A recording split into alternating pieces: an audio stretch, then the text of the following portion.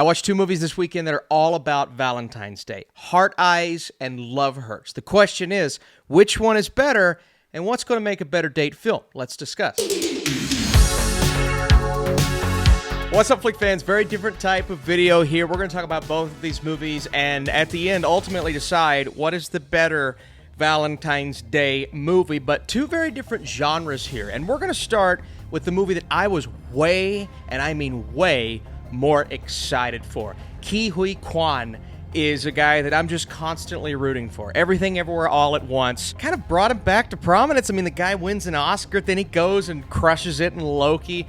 And I was super pumped to see him in an action movie that's from the producers of, first of all, you've got John Wick people involved, which is really exciting, but also the producers of Nobody and Violent Night. Not as much Violent Night, but I'm a big fan of Nobody, and I'm super pumped for Nobody too. And so this is kind of his action vehicle with a premise that kind of has a romantic angle to it. Actually, multiple romantic angles, a few subplots in here that do revolve around romance, and it's taking place in the midst of Valentine's Day. And so as many different genres as this tackles, ultimately, it's a Valentine's Day movie. Now, the question arises, is this worth your time? Is it an action movie that's just pure action, creative, does it focus on the romance? Well, here's my issue with Love Hurts, and this started to become a little more prominent as the movie went. It starts off with that basic template of what a lot of action movies are built off of nowadays. Nobody specifically, so a very similar format here. This guy, he used to be in the game. He's no longer in the game. He's got to come back out of retirement because people are now after him. And he's got a brother who's in bad with the wrong people. Maybe he's the big bad. And so he's trying to do everything he can to stay in that little shell that he's built up for himself, even though his face is plastered on every billboard around town. What's that about? But once you see the guy that he used to be come to prominence, that's when the movie gets fun and entertaining. Unfortunately, we don't really get that until the main end of the film. Now, there are a lot of action sequences throughout this movie, but the problem is I have seen all of this before, and I've seen all of it done better with way better scripts in other movies. And sometimes an action movie doesn't need the best script, right? You think back to some of the John Wick sequels, and maybe John Wick's dialogue, it's very simple, simplistic, but everything surrounding that is executed so perfectly. With Love Hurts, again, the further I got into this movie, the more I started to realize this is not a good script. This is not a good showcase of dialogue between characters. The reasoning behind why everything is happening is never really conveyed to us. Like, they try to get us to care about that, but ultimately I didn't. And then you got Ariana DeBose. I wanted a little redemption for Craven because she was one of the worst parts. And ever since West Side Story, I don't know what's going on with her career, who her agent is, and she's probably getting the bag for these movies, so I'm happy for her.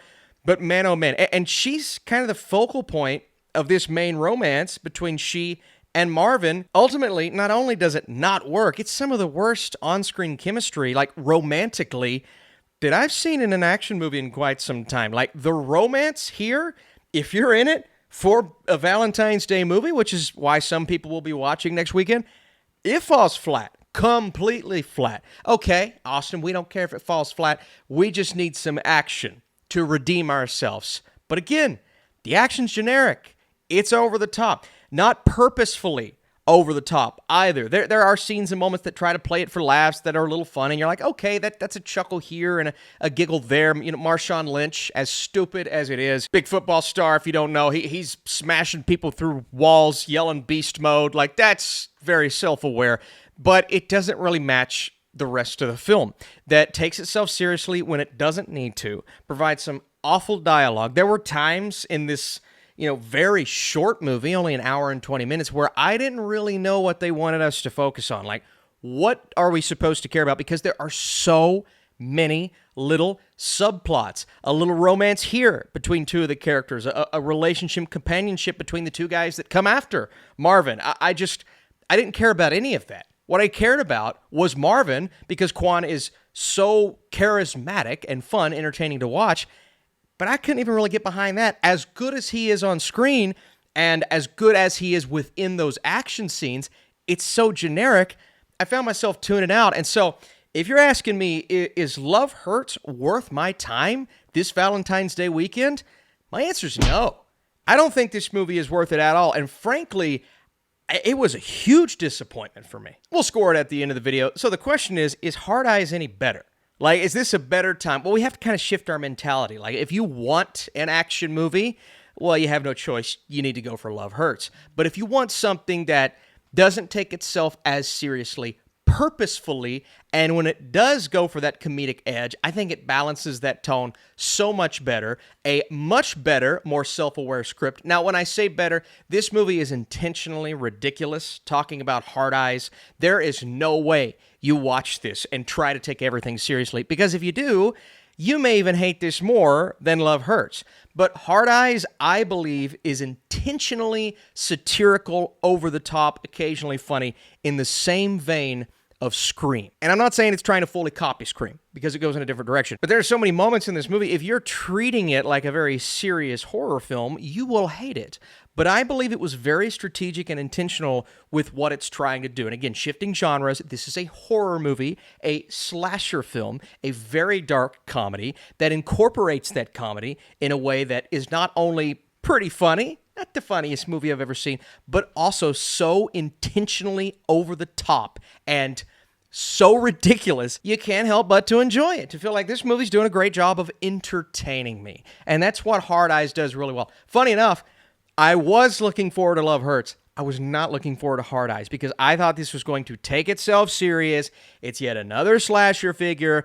It's a rarity. You know, we get something like Art the Clown every few years, but then we get these just rip-offs, horrible movies. Oh, it's so dull because it's just over the top with the tone. But this tone, while very over the top, it's self-aware.